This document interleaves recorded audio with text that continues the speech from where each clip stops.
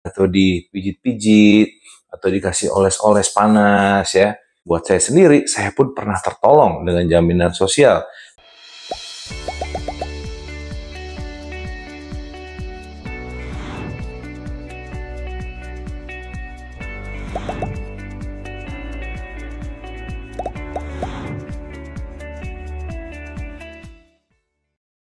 Assalamualaikum warahmatullahi wabarakatuh. Apa kabar semuanya? Semoga sehat selalu dan aktif bergerak ya.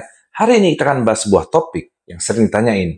Dok, kenapa sih kalau kita habis jatuh atau cedera nih, dokter akan melarang kita nih untuk diurut-urut, ditarik-tarik. Langsung disuruh berobat ke dokter aja. Wah, dokter pasti nggak mau ya pasiennya nanti dokter jadi saingan gitu. Oh, nggak gitu ya. Akan saya jelasin kenapa sebenarnya.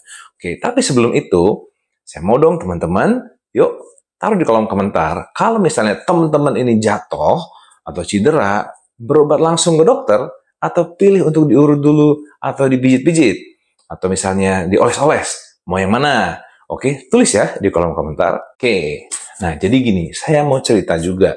Memang betul banyak ya dari kasus yang kita temuin di poliklinik ya, teman-teman yang berobat karena habis jatuh ya, kesleo, patah itu keurut dulu ya, atau dipijit-pijit, atau dikasih oles-oles panas ya, kasih sereh ya, bumbu masak gitu kali ya. Ya itu sebelum akhirnya berobat ke dokter. Tapi kenapa sih bisa seperti itu?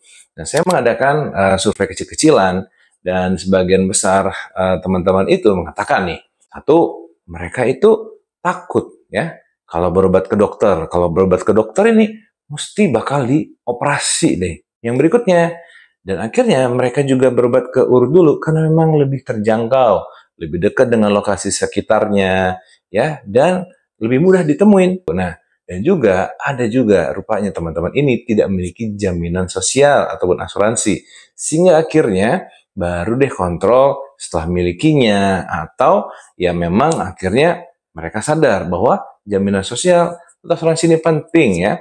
Buat saya sendiri, saya pun pernah tertolong dengan jaminan sosial di saat memang keadaan darurat. Alhamdulillah ada jaminan nih, sehingga akhirnya uang yang kita kumpulkan atau penghasilan yang kita punya ini nggak habis hanya untuk berobat gitu. Tapi apakah kekhawatiran tersebut itu betul dan akhirnya justru memang lebih baik, atau sebenarnya ada yang harus dipahami masyarakat mengenai kenapa sih sebenarnya dokter melarang Anda untuk urut-urut atau ditarik terlebih dahulu?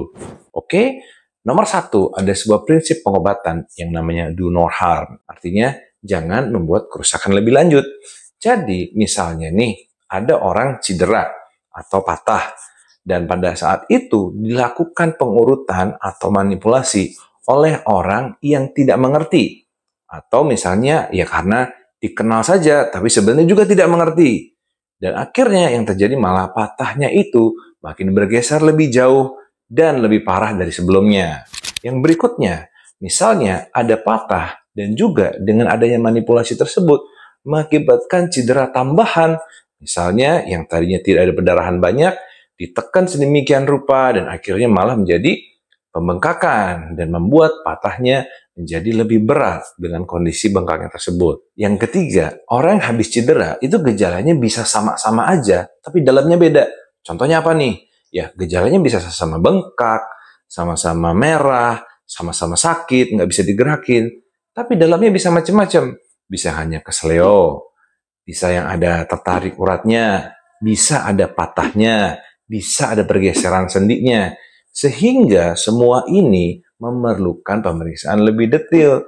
Apa sih masalahnya sebelum diobatin? Jadi nggak bisa misalnya dia ternyata ada patahnya ya, seperti saya katakan tadi, malah ditarik yang buat cedera lebih lanjut. Yang berikutnya, bisa jadi dengan gejala itu sebenarnya kondisinya ringan, sama sekali ringan, dan tidak memerlukan untuk dimanipulasi sama sekali.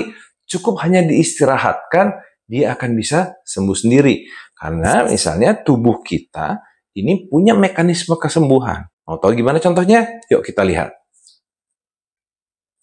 Nah, yang kita lihat ini adalah video di mana pasien saya itu tidak ada patahnya, tidak ada yang geser. Namun dia disarankan oleh tetangganya, keluarganya, sekitarnya untuk diurut dulu ya, nggak usah dia berobat ke dokter. Dan akibatnya yang terjadi adalah sebenarnya itu nggak ada apa-apa, tapi karena manipulasi dan dibebet, ditekan-tekan, lama-lama akhirnya menjadi makin bengkak. Nah, makin bengkak dan akhirnya makin ditunda berobat ke dokter, maka akhirnya terjadi luka dan infeksi. Dan akhirnya pasiennya harus dioperasi. Padahal ini sebenarnya tidak memerlukan tindakan apapun, hanya diistirahatkan. Ya, walaupun akhirnya alhamdulillah pasiennya berikutnya bisa berlatih, digerakkan, menggerakkan tangannya, walaupun dengan proses perjuangan yang luar biasa.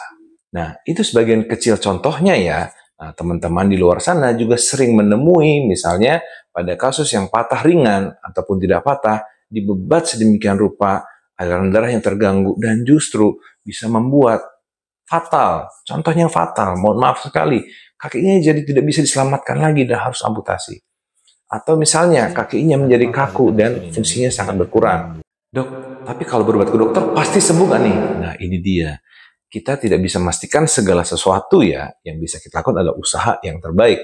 Karena yang pasti kan cuma 2 ya, atau 3 nih. Rezeki sudah diatur, jodoh, dan kematian. Oke? Nah, jadi pesan dari saya, ya 2 aja nih. Yang pertama, ya bila Anda memang merasakan sakit habis cedera, sulit digerakkan, ya langsung berobat ke dokter. Ya, berobat ke dokter untuk apa sih? Ya minimal Anda tahu permasalahannya apa dan pilihan pengobatannya apa. Lalu berikutnya itu hak Anda untuk memutuskan mau berobatnya bagaimana. Ya, sampaikan ke dokter, jaga komunikasi. Yang kedua adalah punyalah jaminan kesehatan, ya, jaminan kesehatan baik itu dari pemerintah ataupun swasta. Ya, hal ini bukan memastikan Anda aman terlindungi 100%, tapi bisa membantu Anda dikala kita mengalami kesulitan, ya. Salah satu cara untuk bagian dari manajemen keuangan daripada penghasilan kita itu tergerus karena suatu hal yang tidak kita inginkan. Nah, itu video hari ini. Mohon maaf bila ada kekurangan. Saya tidak bermaksud menyinggung siapa-siapa. Saya pun bukan anti urut dan anti pijat. Saya suka sekali urut, terutama apabila badan mengalami pegel-pegel, atau otot yang kencang, atau badan rasanya tidak segar. Ada berbagai macam jenis urut yang bisa dilakukan. Dan tentunya perlu dilakukan oleh orang yang profesional ya. Jadi kita serahkan suatu pada ahlinya untuk menangani kasusnya. Oke, video berikutnya kita akan membahas ya. Ada satu hal yang betul-betul akan membuat dokter kewalahan apabila pasien menunda pengobatan. Apa itu? Kita bahas di video berikutnya. Semoga Anda yang patah atau cedera bisa sehat selalu dan aktif bergerak. Assalamualaikum warahmatullahi wabarakatuh. Support channel ini dengan like, subscribe, klik tombol lonceng untuk tahu kapan ada video baru lagi langsung dikirim ke kamu. Oke, ciao, salam sehat, tetap aktif dan tetap bergerak.